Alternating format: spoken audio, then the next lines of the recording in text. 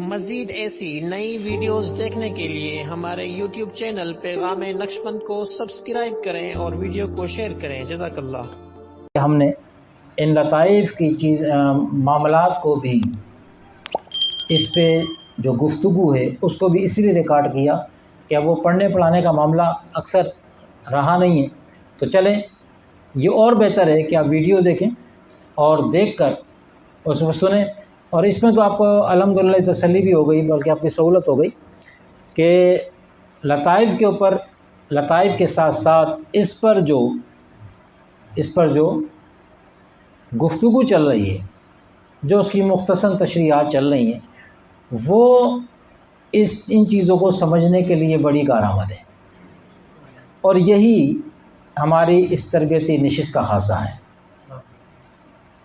ایک تو ہوتا ہے نا پڑھ کے سنا دیا اور ختم، نہیں، اس کی تشریحات جاننا، مثالیں دے کے اس کو سمجھانا اور عام فہم انداز میں اس کو بیان کرنا۔ مقصد یہ ہے کہ ہم دین کو سمجھیں۔ اچھا، دین، آپ کہیں گے دین تو اسلام ہے، تو اس کو سمجھ، یہ دین اسلام کی جو روح ہے نا، روح، ہر ایک چیز کی ایک روح ہوتی ہے، اور دین اسلام کی جو روح ہے وہ علماء اور مشائخ فرماتے ہیں، بزرگان فرماتے ہیں کہ دین اسلام کی جو روح ہے وہ تصوف ہے۔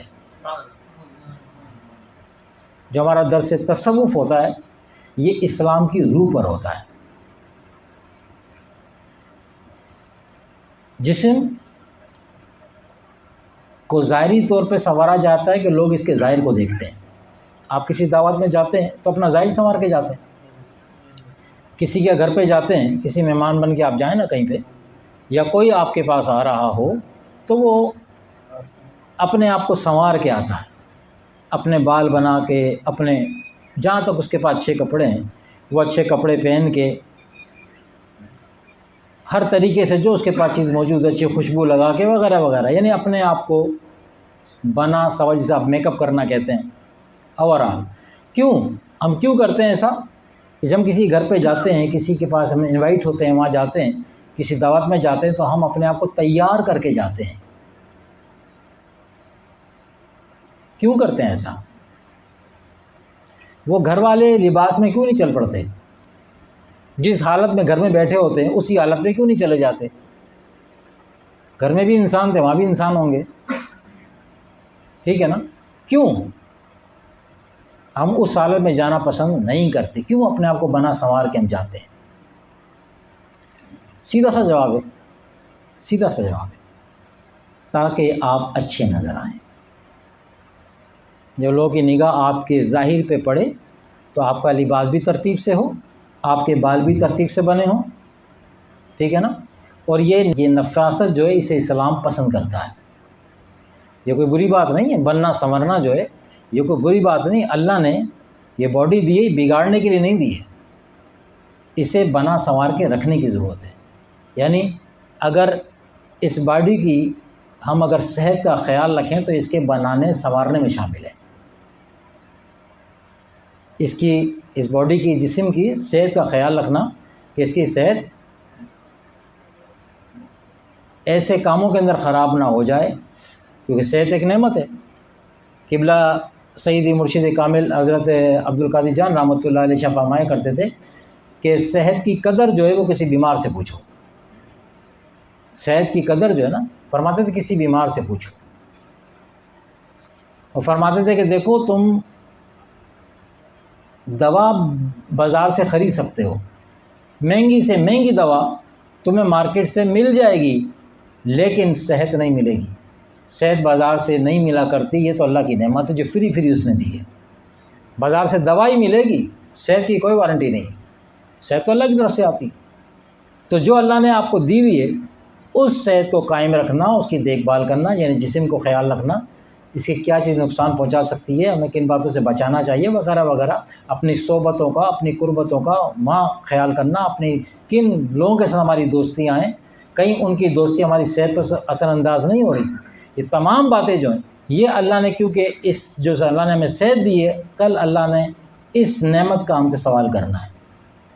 جوانی ایک بڑی نعمت ہے، جو جوانی کی عمر کو بندہ پہنچ جائے نا، تو اور پھر جوانی میں ایک صحت عجیب معاملہ شباب کا عالم ہوتا ہے. تو یہ خاص جو عمر ہوتی ہے جوانی کی، بچپن اور آگے کی عمر کے بیچ کی جو نوجوانی کی عمر ہوتی ہے، بڑی نعمت ہے یہ. اس نعمت کے بارے میں اللہ نے پوچھنا ہے، وہ تم نے جوانی کہاں گزاری بتاؤ. وہ جوانی کا وقت تھا، وہ کہاں گزارا. تو آج جو ہم دعوتوں میں جاتے ہیں تو بند سنور کیوں جاتے ہیں کہ ہم اچھے نظر آئیں، بھلے نظر آئیں. اسلام اس کو پسند کرتا ہے. بس شرط یہ ہے کہ آپ نے جو بننے سنورنے میں جو آپ نے ڈریس استعمال کیا ہے، جو آپ نے جو کچھ بھی استعمال کیا وہ حق حلال کا ہونا چاہیے. یعنی بننے سے دوسروں کو اچھے نظر آنے کے لیے حرام کی طرف اسلام پھر بھی آپ کو جانے سے نہیں دے گا. سادہ لباس، یعنی لباس کا اچھا ہونا ایک الگ بات ہے، بہت مہنگا ہونا الگ بات ہے. لباس کا سادہ اور صاف ہونا یہ الگ بات ہے. تو اگر بہت اچھا لباس خریدنے کی استطاعت نہیں ہے تو جو لباس ہے اسے ہی صاف ستھرا کر کے پہنا جا سکتا ہے. ایک صحابی آئے حضور کے پاس، تو صحابہ کرام کا اکثر حال غریبانہ حال تھا، تو ان کے کپڑا ایک جو جسم پہ تھا وہی میلا ہو رہا تھا اور بال ان کے بکھرے ہوئے تھے. تو حضور نے فرمایا تم نے اپنا کیا حال بنا رکھا ہے، یہ تم نے اپنا کیا حال بنا رکھا ہے. تو انہوں نے عرض کی کہ یا رسول اللہ صلی اللہ تعالیٰ علیہ وسلم، میرے پاس یہی ایک لباس ہے، یہی ایک لباس ہے. آقا علیہ السلام نے پتہ ہے اس پہ کوئی افسوس ایسی کوئی بات نہیں کی، کیونکہ حضور ہمتوں کو بندھانے والے ہیں. آقا جب انہوں نے کہا کہ یا رسول اللہ میرے پاس ایک ہی لباس ہے، تو آپ نے فرمایا کہ تم اس کو دھو کے پہن سکتے ہو، اس کو دھو کے پھر پہن سکتے ہو. اب ہے ہی ایک، تو حل تو نکالنا ہے نا. تو ایک ہی کا مطلب یہ نہیں ہے کہ تم ایک ہی لباس کو اسی کو میل چڑھاتے رہو اور اس کو دھو نہیں اور وہ ایسی جسم پہ وہ پڑا رہے. اور فرمائی جو بال بکھرے ہوئے ہیں ان میں کنگھا تو کر ہی سکتے ہو نا. یعنی حال غریبانہ مفلسانہ وہ اپنی جگہ درست. فرمایا کنگھا بھی اگر ایک بات ہوتی ہے ہاتھ کنگھا کرنا، تو کنگھا آدمی انگلیوں سے بھی ہاتھوں بالوں میں کر سکتا، کر لیتا ہے نا. ہمارے نوجوان اکثر انگلیوں سے بال سیٹ کر رہے ہوتے ہیں. تو یہ انگلیوں سے بھی، یعنی اپنے آپ کو کسی بھی طریقے سے بنانا سنوارنا اسلام نے اس کو پسند کیا ہے. تو اس جسم کو دکھانے کے لیے ہم جب کہیں محفلوں میں جاتے ہیں تو اپنا ظاہر سجا کے جاتے ہیں، کیونکہ لوگ ہمیں دیکھیں تو ایک اچھا تاثر جائے، ہم اچھے نظر آئیں. تو جن لوگوں کو ہم اپنے جیسے لوگوں کے پاس جب جاتے ہیں تو وہاں پہ جب جاتے ہیں تو ہم اپنا ظاہر سنوار کے جاتے ہیں. اچھا، پاک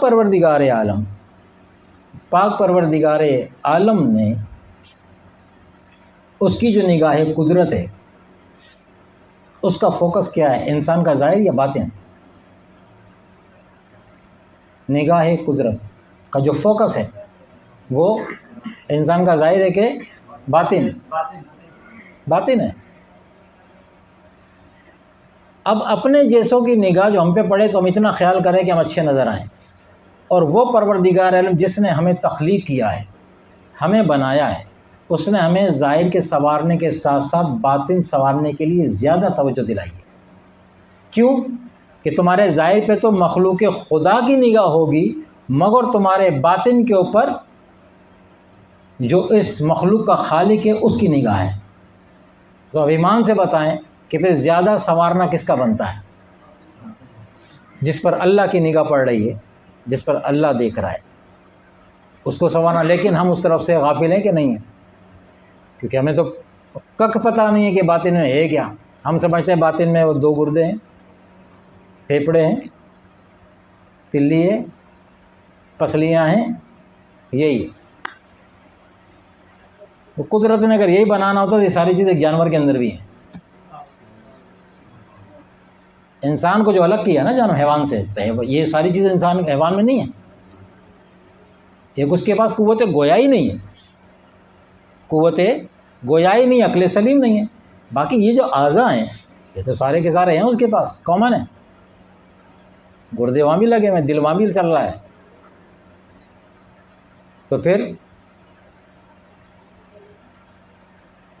ہم ان چیزوں کے علاوہ ہمارے وجود کے، انسان کے وجود کے اندر جو خصوصیت کے ساتھ جو چیزیں رکھی گئی ہیں، ظاہری ہماری آنکھ یہ بڑی اہم ہے نا، ٹھیک ہے، دماغ بڑا اہم ہے، کان بڑے ہیں، وغیرہ وغیرہ، اعضاء جسمانی بڑے ہیں، ان کے ساتھ وہ اعضاء جو ہمیں نظر نہیں آتے،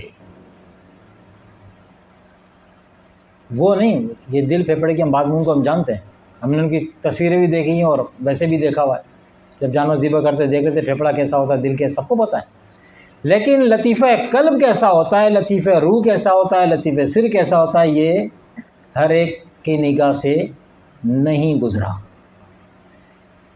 یہی وہ چیز ہے کہ جو ہمارے اس خاکی جسم کے اندر وہ جو نورانی مخلوق اللہ نے رکھی ہے، ہمارے اس خاک کے اندر جو اللہ نے وہ نوری مخلوق، وہ جو نور رکھا ہے، وہ نوری مخلوق جسے ہم لطائف کے نام سے جانتے ہیں، جو فقیر نے لطیف لفظ لطیف کی تشریح بھی کی تھی آپ کے سامنے کہ وہ ایک نور ہے اور نور لطیف ہوتا ہے، تو اس کو دیکھنے کے لیے پھر وہ آنکھ پیدا کرنی پڑے گی، اور وہ آنکھ پھر یہ والی آنکھ نہیں ہے، پھر وہ دل کی آنکھ ہے، پھر وہ باطن کی آنکھ روشن ہوتی ہے، تو پھر اپنے اندر ڈوب کر پا جا سراغ زندگی۔ زندگی کا جو سراغ ہے وہ باہر نہیں ہے، زندگی پلس بندگی، زندگی تو بہت سارے گزار رہے ہیں، مسلمان گوئے جس کی زندگی اللہ کی بندگی میں گزرے، تو اپنے من میں ڈوب کر پا جا سراغ زندگی، کہ زندگی کا جو سراغ ہے، زندگی کا جو راز ہے، وہ تجھ سے باہر نہیں ہے، تو باہر کہاں تلاش کرتا پھر رہا، وہ تیرے اپنے اندر ہے، وہ تیرے اپنے اندر ہے۔ اس کو تلاش کرنے کے لیے آقا علیہ الصلوۃ والسلام سے دو طرح کے علم چلے۔ صحابہ رسول نے غالباً حضرت ابو ہریرہ رضی اللہ تعالیٰ عنہ نے فرمایا کہ ہمیں آقا علیہ الصلوۃ والسلام سے دو طرح کے علم ملے۔ کیا ملیں؟ دو طرح کے علوم ہمیں ملے ہیں۔ ایک وہ جو ہم عوام الناس میں بیان کرتے ہیں، اس کا تعلق عوام کے ساتھ ہے، ایک وہ علم ہے، ان دو میں سے ایک وہ جو ہم عوام میں بیان کرتے ہیں، اور فرمایا کہ دوسرا وہ ہے کہ اگر ہم عوام میں اس کو بیان کریں تو لوگ ہمارا گلا کاٹ دیں۔ سمجھیں گے نہیں؟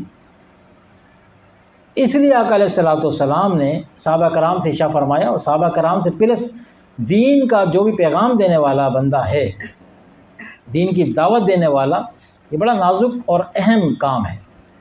تو آقا علیہ الصلوۃ والسلام نے تربیت فرمائی آج سے 14.5 سال پہلے دین کی دعوت دینے والوں کے لیے، فرمایا کہ لوگوں سے ان کی سمجھ کے مطابق بات کرو،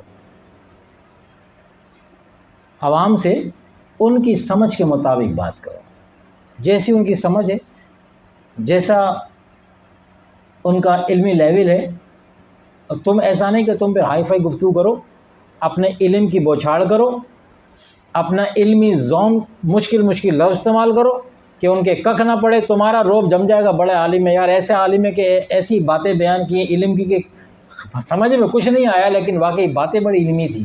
جب سمجھ ہی کچھ نہیں آیا تو پھر کاہے کی علمی باتیں؟ علم تو وہ جو سمجھ میں آئے، سمجھانے والا سمجھائے نا، پھر علم ہے نا وہ، اس کی علم تو اپنی جگہ ہے وہ، لیکن جب سمجھ میں نہیں آیا تو پھر اس کی کس کام کا ہو؟ یہ تو مان کے چلا گیا یار باتیں بڑی ایسی تھیں، یقیناً علمی باتیں تھیں، بڑی دقیق باتیں تھیں، بڑی دقیق گفتگو تھی، لیکن ہم نہیں سمجھ سکے تو ہمارا قصور ہے؟ نہیں، قصور سمجھانے والے کا ہے کہ وہ اپنے اس لیول سے نیچے نہیں آیا۔ اشارہ وہاں اللہ نے دیا یا تو رسول نے فرمایا نا، ادھر اللہ نے کیا اشارہ دیا؟ پچھلے درس میں ہم نے کہا تھا، اللہ نے قرآن مجید میں اشارہ دیا۔ اب پروردگار عالم کا جو لیول ہے نا، ہم سمجھانے کے لیے ایک بات لفظ استعمال کر رہے ہیں، اس کا کوئی لیول نہیں ہے، اس کا کوئی لیول نہیں، لیکن وہ کبریائی ہے، ورا الورا ہے، عقلوں میں آنے سے قاصر ہے، ٹھیک؟ کیا اس کی شان ہے، کیا اس کا علم ہے؟ ہمیں سمجھانے کے لیے وہ کس لیول پہ آ کے بات کرتا ہے. اگر وہ اپنی جو خدائی کا اس کا معاملہ ہے نا منصب، اس کے مطابق بات کرے تو کون کیا سمجھے گا.